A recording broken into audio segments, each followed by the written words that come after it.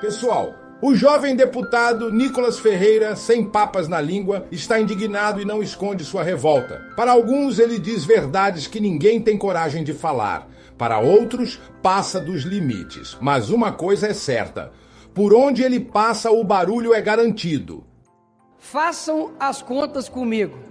Um tribunal que tem 5 ministros. O primeiro, Alexandre de Moraes, que ele mesmo julga se ele é parcial ou não. O outro, Flávio Dino, que é amigo do Lula desde quando o Dino era mago. Terceiro, ministro, era ex-advogado do Lula, Zanin. O quarto e o quinto foram indicados pelo PT. Senhores, vocês estão de sacanagem. Vocês vão falar comigo que esse julgamento é sério, que é um julgamento imparcial? Ora, os próprios advogados falaram recorrentemente que eles não tinham acesso às provas. Em qualquer país normal, isso já seria motivo de nulidade. Agora, o ministro Alexandre de Moraes, todo amostradinho, quis colocar lá os vídeos do dia 8, da baderna que foi feita aqui.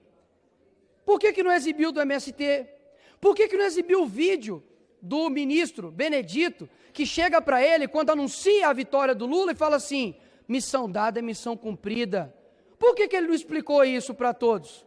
É claro que não, porque isso de fato é um golpe. Ninguém até hoje veio falar isso. E ele ainda tem a pachorra, porque é muito fácil esconder atrás de uma toga, o difícil é andar no meio do povo, para poder dizer que ali naquelas imagens não tinha batom e nem Bíblia. É claro que naquelas imagens ali não tinha, porque a pessoa que está sendo condenada a 14 anos, nem aqui dentro entrou, mas estava com uma, toma cuidado comigo aqui, hein? Estava com uma grande arma, um batonzinho. Imagina se os ministros andassem pelas federais do Brasil. É pichação para tudo quanto é lugar. E outra, não eram vocês mesmos que defendiam que pichação era liberdade, né? É tudo bem fazer isso, e agora quer condenar essa pessoa a 14 anos? Vou falar uma coisa para você aqui que eu não estou falando para eles, porque eles, meu filho, é só o Espírito Santo para mudar mesmo. Agora, eu falo para você, brasileiro, que tem no mínimo 2 neurônios, não precisa gostar do Bolsonaro, não precisa achar que para poder estar do lado dele, você tem que, enfim, gostar do outro. Agora, seja justo.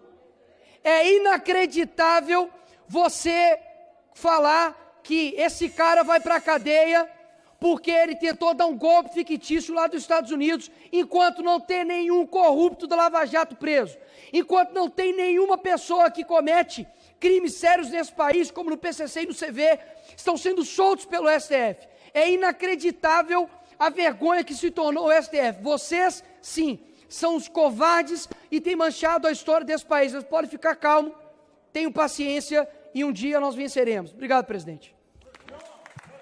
Senhores e senhoras parlamentares, assumimos agora... O STF custa aos pagadores de impostos mais de R$1 bilhão.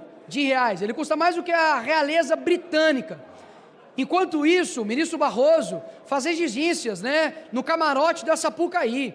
Ministro Alexandre de Moraes, ele está preocupado com meme na internet e condenando pessoas inocentes a 17 anos de cadeia, porque uma terrorista escreveu com um batom, perdeu uma estátua, que depois de horas já foi limpada. A gente tem aí um governo processando o Bolsonaro, senhores. Olha que loucura, porque o Bolsonaro falou que mulher petista é feia. Agora a gente é obrigado a achar a petista bonita. É só o Lula mesmo para poder falar que a Gleice é uma delas. É inacreditável como num Brasil que tem 100 milhões de pessoas que não tem saneamento básico, e peço perdão aqui para o meu palavreado, não tem aonde defecar, 32 milhões de pessoas que não têm água potável, ministros do STF preocupando com banalidades, colocando um dedo em coisas que não são de sua competência. Nós temos um país onde, infelizmente, as pessoas podem ir para a sua escola e tomar um tiro de bala perdida. A gente não tem uma saúde decente. As pessoas enfrentam dificuldades de 8, 12 horas por dia para poder ir trabalhar, enquanto um bando, perdoe a palavra mais uma vez, de vagabundo que fica lá com mordomias, gastando a sua grana e ainda se colocando como deuses desse país, decisões passam todas por eles, e o nosso povo sofre por conta disso. E a dicotomia que há quando é com a direita, é inacreditável. Somente nos 2 anos de governo Bolsonaro, foram 123 decisões contrárias a ele. Aí eu te pergunto, quantas decisões o STF já tomou nesse tempo de mandato do Lula contra ele? Nem contra ele, mas pedido de esclarecimento. Já que eles gostam de pedir 48 horas para explicar fulano de tal, 3 horas para explicar tal coisa, por que até agora o STF não pediu ao governo Lula para poder esclarecer em 48 horas as queimadas da Amazônia, ou se não as mortes dos Yanomamis, ou se não, né, da inflação que está alta?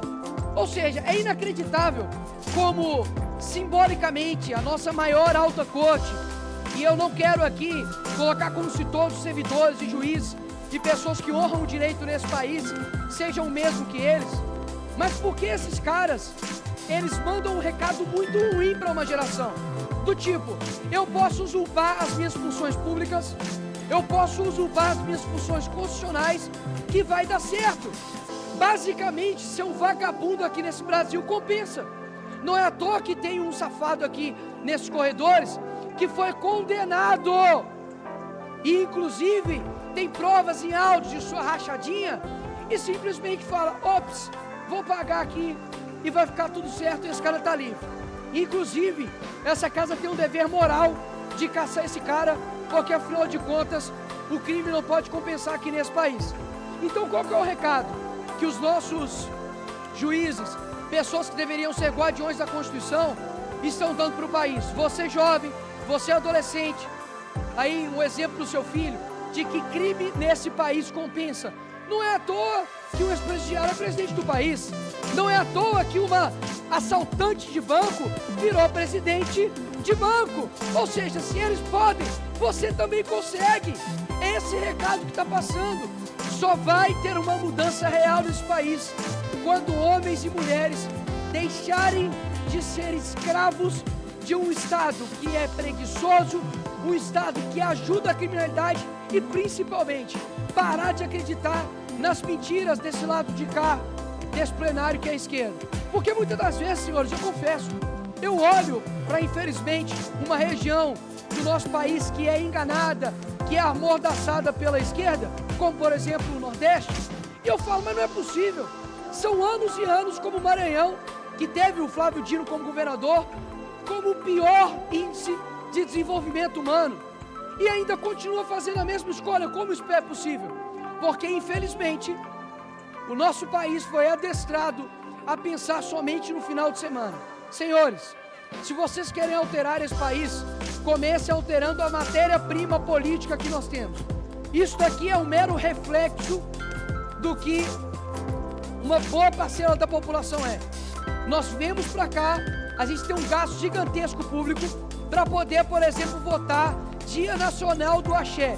Realmente, não deve ter coisa mais importante aqui no nosso país do que a gente fazer isso. Eu clamo a nação brasileira para que nas próximas eleições, e não pense somente em eleições, porque a mudança do Brasil passa por cada um de nós, mas que nessas próximas eleições, esse Congresso ele tem que ser alterado. Mas mais do que os deputados, os senadores da República precisam ser escolhidos com uma métrica, e eu digo qual? Quem não tiver compromisso em pautar impeachment e votar favorável a impeachment de ministro do STF, para mim não serve.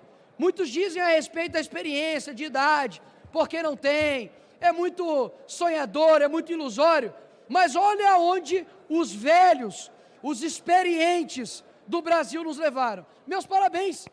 A culpa de hoje termos 100 milhões de pessoas sem saneamento básico é de quem governou esse país por mais de 16 anos.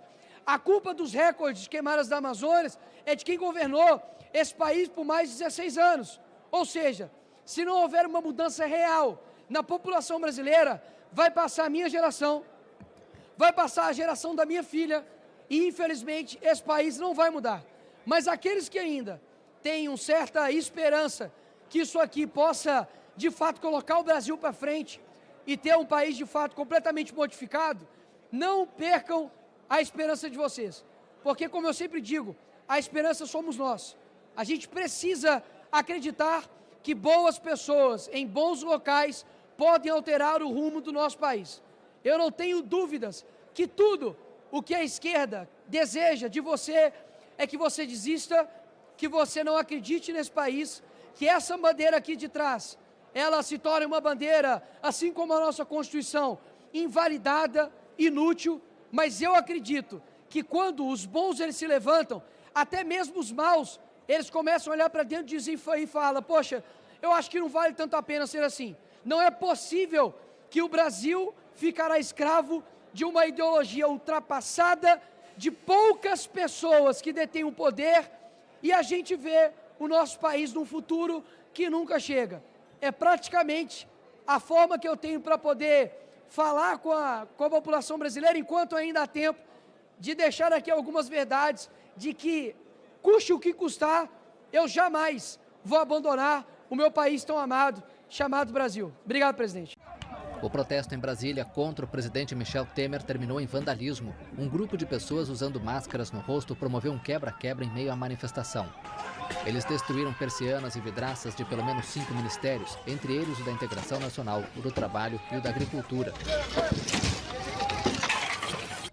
O prédio da Agricultura foi incendiado. O fogo já foi controlado. Os servidores federais evacuaram às pressas os edifícios. A polícia militar tentou dispersar os vândalos com bombas de gás lacrimogênio e de efeito moral. Tá lindo, tá bonito. A sessão deliberativa do plenário da Câmara foi suspensa e encerrada após a manifestação.